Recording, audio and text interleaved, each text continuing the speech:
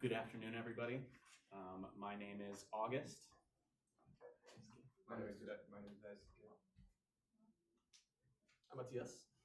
I'm Dustin. I'm Kinali. And today we are going to show you guys our presentation of the fear of negative evaluation and its comparison of Japanese and American nationalities. So before we get into the presentation, we'd like to give you some background on our comparative variable, which is the fear of negative evaluation scale. That is abbreviated to FNE for short, and that was curated by Mark O'Leary in 1983 and assesses one's fear of negative evaluation as well as their fear of judgment of others. For our group, we use the brief fear of negative evaluation scale, which only has 12 items compared to the full scale's 30 items. And this was to give our participants less to deal with when we were giving them our survey. So now that we've given you a little bit of background of our comparative variable, we decided to make a research question that could use fear of negative evaluation to our advantage. So as we were thinking of what we were going to give our participants, we wanted to study the differences in how Japanese and American students differ in fear of negative evaluation scale. This is mainly because our school is mainly encompassed by Japanese and American students, and it would also be a comparison and correlation of individualistic and collectivistic nationalities and cultures. So we had, through that, come up with the research question of how do Japanese and American students differ in the fear of negative evaluation scale? So I will pass it on to Matthias. Thank you. So now that we have a clear understanding of what is the VFNE, I will explain what's our rationale behind the experiment. So when we chose this topic, right, we knew from media, and literature, and especially stereotypes, right, that Eastern and Western nationalities tend to be represented differently, right? So when we saw that this contrast is being investigated scientifically by individualistic and represented as individualistic and collectivistic countries, we were kind of excited, right? So Japanese tend to be represented more shy and reserved and considerate of their surroundings, while Americans tend to be more loud and gung-ho. But yeah, so we were even happier to find out that there is research by Japanese researchers, Usakura, Hamaguchi, and Taniguchi, have already concluded that collectivistic cultures tend to have higher scores in the FNE scale. And then Flode and Sedong also correlated higher FNE scores to self-esteem and nationalities and age. Other confounding variables are stress, social media use, and mental issues, which we failed to consider in our experiment, but we will talk about that later. And so using these previous researches, we predicted that Japanese students will score higher on the FNE scale, and as an alternative, we just said US participants will have higher. And the null is obviously rejects both predictions and just states there will be no difference. That's it. Thank you. So our design and methodology to approach this correlational study is first to figure out what kind of study we're going to conduct. Obviously, we're looking at nationality, and we're looking at fear of negative evaluation, in this instance, the brief version of it instead of having full 30 questions.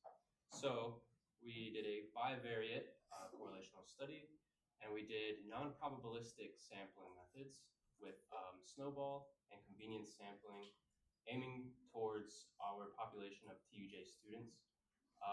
We wanted mostly Japanese and American. because that's the main body of students that we have here. We did get some others, but it's a small percentage. And then our, here we go, thank you. So you can see here in the frequency charts, we have 67 participants in the sample.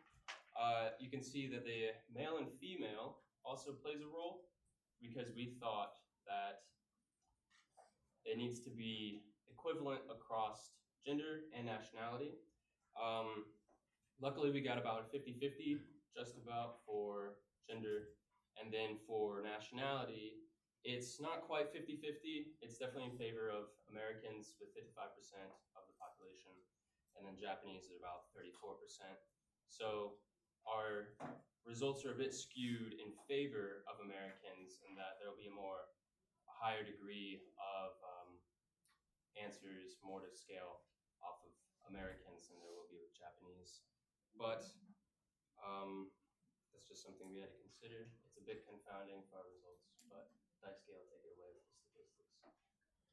So I'd like to share the results of our SPSS analysis. We initially conducted Spearman correlation, but this test didn't meet our criteria. I mean, Spearman correlation can only examine the relationship between the nationality and ethnic scores, but it cannot specify the difference between Japanese and American students. And also, it cannot.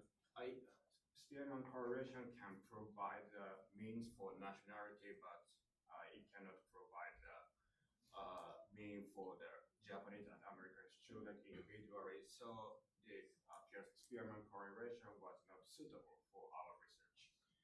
So instead, we did an independent sample t-test. The results indicated that the nationality doesn't have an impact on the ethnic scores. However, we found that the American student had a mean score of 36.17 with the standard deviation of 10.25.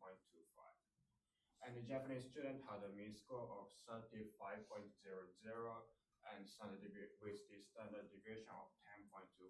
So as you can see, the American student scored slightly higher on average, but this difference was not statistically significant. Thank you. So once again, the nationality doesn't have an impact on the ethnic scores. So in here, you can see the p-value. P-value was 0.685, which is much greater than the 0.05.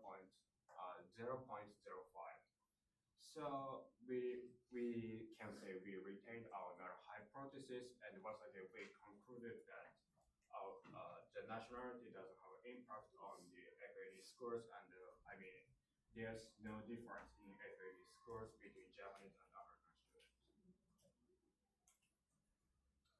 All right, now on to excuse me, the limitations.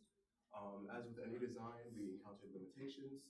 The first one being that we chose the BFNE scale instead of the full FNE scale, as mentioned before, to make sure that the participants could fill out the entire thing in a timely manner and wouldn't have to sit through 30 questions. We also encountered the problem of not generalizing the statistics to a larger group, since we only used TUJ students and didn't go outside of the college. We kept our sample size small, and that may have limited our potential data. Taking into account TUJ's multicultural campus, the language barrier was a problem.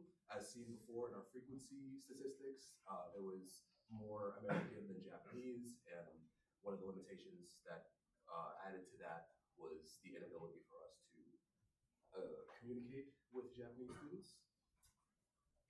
And in asking college students, we invited the potential for possible contextual influences and cultural exposure and identity issues, whether they were studying or stressed with school, or possibly they grew up as American but identified as Japanese, or whatever the case may be, that also may have presented limits to our study. The way that we can account for all of these would be to try this again with a larger size, maybe taking into account different universities and not just University of Japan students. And then as for the discussion, as mentioned a couple of times before, our results showed that the BFNU scores of Japanese students were the same, or more or less the same as American students, and there was no significant difference. And this caused us to wonder if this would be the case for other nationalities. And to figure this out, we would need to use a t-test. And that is all.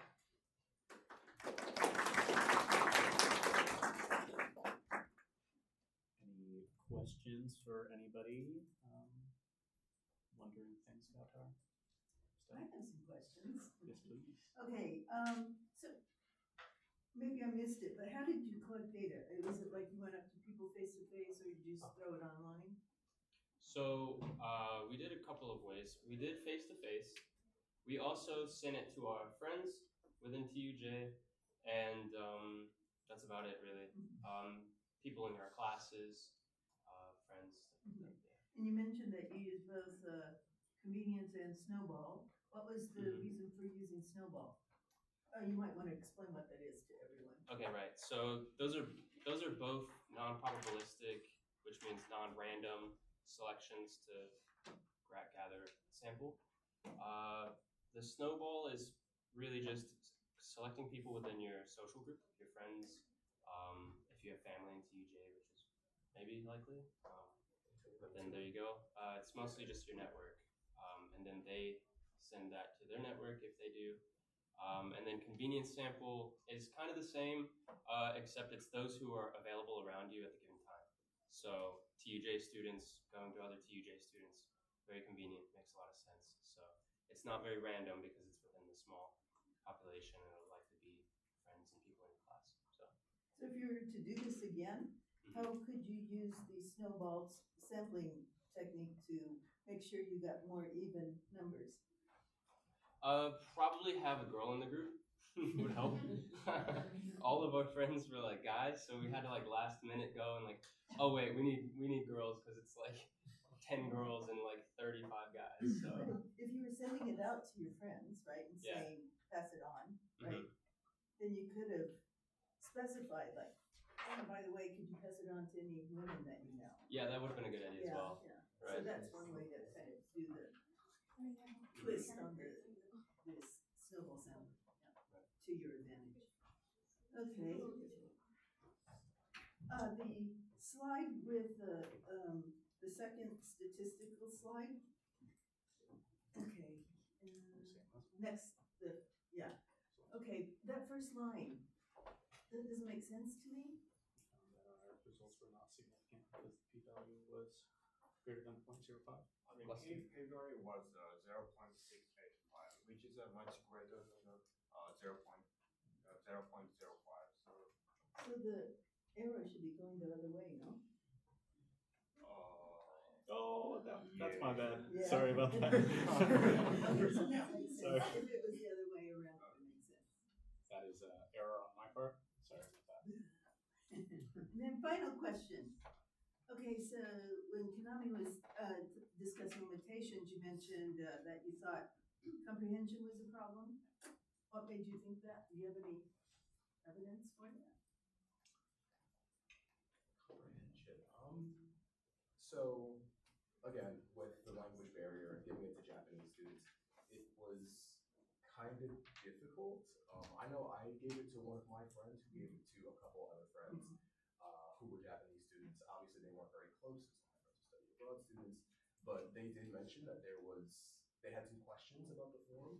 So whether they were able to literally understand what the form was saying and all the specifics was kind of a comprehension issue. So yeah, so whenever you when you talk about your limitations, you want to make sure that you have some evidence for it. Or, these questions that were raised, right? That makes you think this is a limitation and it's not just your assumptions, right? Just pure assumption. Okay. So TUJ is an international university, right? And we've got Japanese students who grew up in Japan studying in a US kind of environment, and you've got American students now in Japan kind of adapting to the Japanese environment. If you were to do an accept study looking at the same questions, how could you use that to your advantage? What kind of study? Sorry. The same questions, except doing it, extending it a bit. We could use TUJ as a control group, maybe? As a what? Control. For what the scores should be, the mean. Right? Another comparison, right? Yes. Because, one of the things we see is that we can assume is that people adapt culturally, right? Yes. When they come to TUJ one way or the other, Mm-hmm. actually. So, because what I saw earlier, you talked about collecting data at US universities with US students, Japanese universities with Japanese students. And then if you have TUJ in the middle, you can see, is there some kind of cultural adaptation going on that makes sense in when you compare the two outside groups? So maybe a three-way comparison, like in a I think that would be a really cool study to do someday, like Nihon it and could be a campus. capstone. Make a mistake. If you make connections with universities in the States and in Japan. Yeah, that would be good. All right, thank you very much.